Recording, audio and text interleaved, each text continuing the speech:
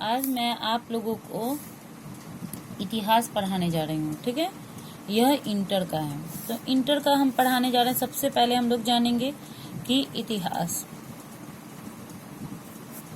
ठीक है, इतिहास का पिता, इतिहास का पिता कौन है? हेरोडोटस।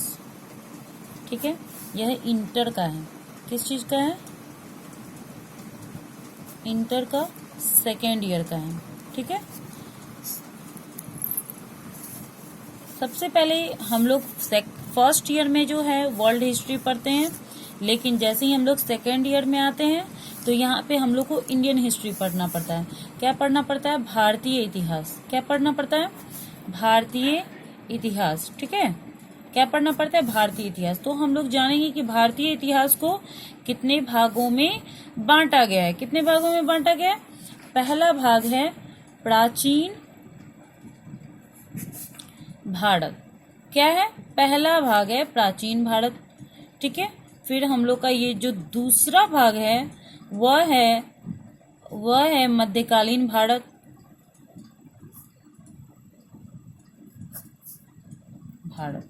ठीक है, मध्यकालीन भारत को फिर दो भाग में बांटा जाता है, एक सल्तनत काल और एक मुगल काल। ठीक है, और यह जो है तीसरा, यह है आधुनिक काल। ठीक है, यह है तीसरा। तो हम लोगों को यह भी पढ़ना है, यह भी पढ़ना है और यह भी पढ़ना है। एक इसमें एक्स्ट्रा आ जाता है, वह है महाभारत। क्या है? वह है महाभारत। तो इतना चीज हम लोगों को क्या है, इंडियन हिस्ट्री में पूरा का पूरा पढ़ना होता है। ठीक है, तो सबसे पहली बात है कि हम लोग आते हैं प्राचीन भारत में। तो प्राचीन भारत में हम लोग को इसमें पढ़ना पड़ता है, जो जो पढ़ना है वो उसको बता रहे हैं। सिंधु घाटी, ठीक है, सिंधु घाटी। उसके बाद पढ़ना है वैदिक सभ्यता। ठीक है, पता है कि सिंधु घाटी कैसी सभ्यता थी, ऐसे हम लोग इसको डिटेल फिर पढ़ाएंगे। ऐसे सिंधु घाटी नगरीय सभ्यता थी, वैदिक सभ्यता जो है वह ग्रामीण सभ्यता थी। ठीक है, इसमें यह मातृ सत्तात्मक था तो यह पितृ सत्तात्मक था। इस तरीके से इसको बहुत कुछ हम लोग को पढ़ना है, लेकिन इसका किसी और दिन क्लास लेंगे। ठीक है, उसके बाद आता है हम लोग इस दोनों वैदिक सभ्यता में कर्मकांड को बहुत ज्यादा महानता दे दिया गया था। इसी समय हमारा 4 वर्ण भी बनता है। ठीक है, ब्राह्मण, क्षत्रिय, वैश्य और शूद्र। इसी के कारण जो है एक हम लोग के भारत में जैन धर्म आता है, क्योंकि इसको सभी पसंद नहीं करता है, जिसके कारण जैन धर्म आता है। जैन धर्म भी सभी नहीं मान पाते हैं, जिसके कारण बौद्ध धर्म आता है। ठीक है, तो इस तरीका से हम लोग को ये सारा टॉपिक पढ़ना है। ठीक है, सल्तनत काल में हम लोग को पढ़ना है गुलाम वंश, तुगलक वंश, सैयद वंश, लोधी वंश। ठीक है, यह जो मध्यकालीन भारत है उसमें पढ़ना है बाबर, हुमायूं, अकबर। हुमायूं के बाद एक और है, वह है शेरशाह। ठीक है, शेरशाह कहाँ का था? बिहार का था, सासाराम। ठीक है, अकबर के बाद आ जाएगा तुमको जहांगीर, फिर आ जाएगा शाहजहां। ठीक है, फिर आ जाएगा औरंगजेब। औरंगजेब के बाद आ जाएगा बहादुर शाह जफर।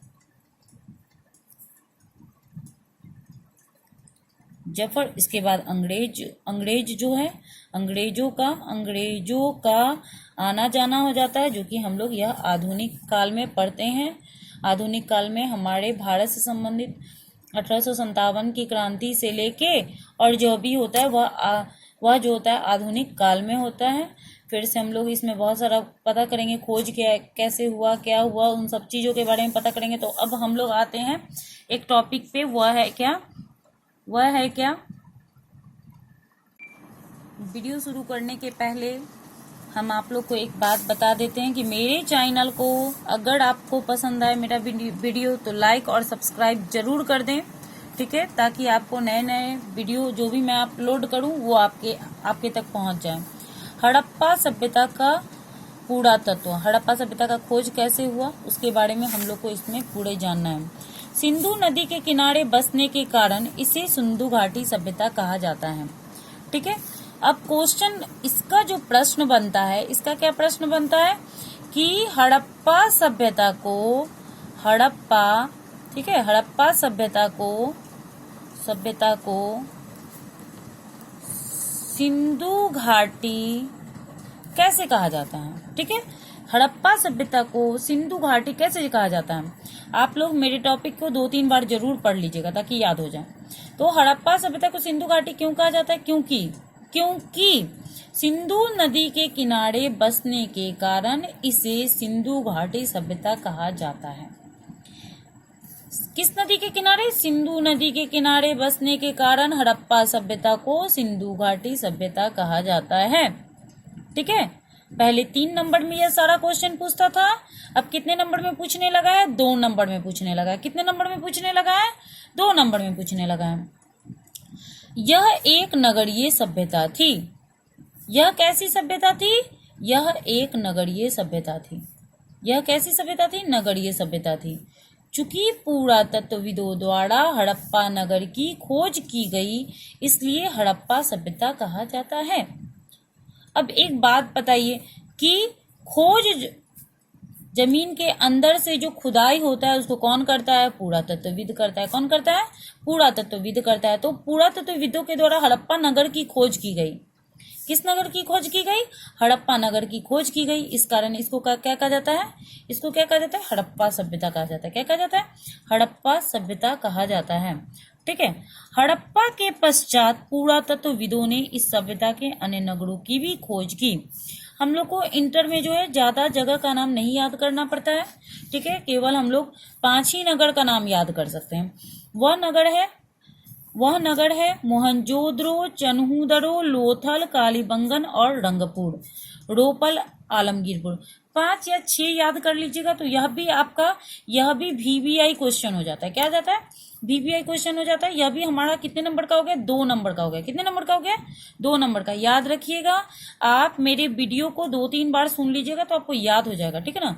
मेरे वीडियो को अगर 2-3 बार सुन भी लीजिएगा तो याद हो जाएगा, क्योंकि यह क्वेश्चन कैसे बनेगा सो जान लीजिए। यह क्वेश्चन बनेगा हड़प्पा सभ्यता के किन्हीं 5 क्षेत्रों का नाम बताएं। क्या क्वेश्चन बनेगा? हड़प्पा सभ्यता के किन्हीं 5 क्षेत्रों का नाम बताइए। तो आप 5 क्षेत्र आराम से याद कर सकते हैं, ठीक है। यह सभ्यता एक त्रिभुजाकार क्षेत्र में फैली थी। यह सभ्यता कैसे क्षेत्र में फैली हुई थी? त्रिभुजाकार क्षेत्र में फैली हुई थी। कैसे क्षेत्र में फैली हुई थी? त्रिभुजाकार क्षेत्र में फैली हुई थी। अब जो है, हम ऑब्जेक्टिव हो या सब्जेक्टिव भी हो, जो भी मेरा टॉपिक बन रहा है उसको हम पहले से कंप्लीट करवाते चल रहे हैं। इसका एक ऑब्जेक्टिव आपका यह बन जाएगा कि सिंधु घाटी सभ्यता का आकार कैसा था। तो आकार कैसा था? त्रिभुजाकार था। सिंधु घाटी सभ्यता का आकार कैसा था? त्रिभुजाकार था, ठीक है। पुरातत्व, अब हम लोग जानते हैं पुरातत्व, यह भी VVI क्वेश्चन है, ठीक है। यह भी 2 नंबर का क्वेश्चन पूछता है। आप लोगों को क्वेश्चन जो है टोटल जो है 30 को पूछता है। 30 में आपको 15 बनाना होता है। 30 में कितना बनाना होता है? 15। 15 दूना 30 नंबर का आपको बनाना है। कितने नंबर का बनाना है? 30 नंबर का बनाना है। अब हम लोग क्वेश्चन में आते हैं पुरातत्व। पुरातत्व वह विज्ञान है जिसके माध्यम से पृथ्वी के गर्भ में छिपी हुई सामग्रियों की खुदाई कर अतीत के लोगों के भौतिक जीवन का ज्ञान प्राप्त किया जाता है, ठीक है।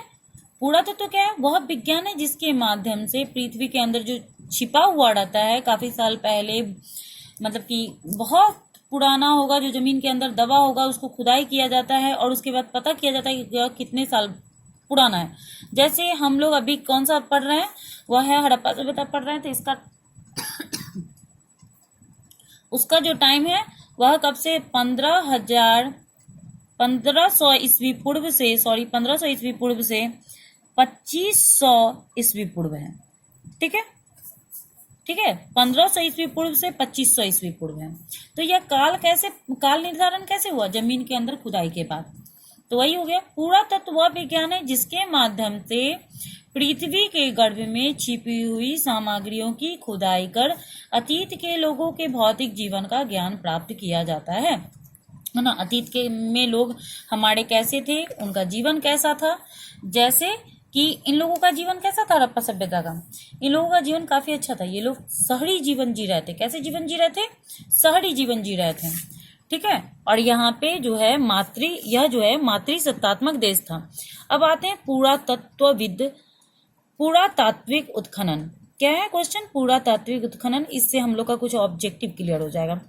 पुरातात्विक वस्तुएं जितनी गहराई पर प्राप्त होती है वे उतनी ही प्राचीन होती है ना। पुरातात्विक वस्तुएं के क्या होगा? जितनी गहराई पे होगा वह उतनी ही प्राचीन होगा। क्या होगा? वह उतनी ही प्राचीन होगा। क्या होगा? वह उतनी ही। अब इसमें एक और हम लोग का आ गया कि 15 जनवरी 1784 ईस्वी को विलियम जोन्स ने कलकत्ता में एशियाटिक सोसाइटी की स्थापना की। किसने की थी? विलियम जोन्स ने एशियाटिक सोसाइटी की स्थापना की थी। यहीं से भारत में भारत का इतिहास जानने हेतु पुरातात्विक अन्वेषण का आरंभ हुआ। ठीक है, यहीं से क्या हुआ था? 15 जनवरी 1784 ईस्वी को विलियम जोन्स ने कलकत्ता में एशियाटिक सोसाइटी की स्थापना की। अब यह भी क्वेश्चन बनता है कि एशियाटिक सोसाइटी की स्थापना किसने की? तो एशियाटिक सोसाइटी की स्थापना विलियम जोन्स ने की थी। कब की थी? तो 1784 ईस्वी में की थी, 15 जनवरी 1784 ईस्वी में। ठीक है, यहीं से भारत में भारत का इतिहास जानने हेतु पुरातात्विक अन्वेषण का प्रारंभ हुआ। मतलब यहीं से पुरातात्विक अन्वेषण जो होता है, ठीक है, इसके द्वारा भारत का इतिहास जानने का कोशिश किया गया। फिर हम लोग आते हैं 1861। कब? 1861 ईस्वी में भारत में पुरातत्व विभाग की स्थापना हुई।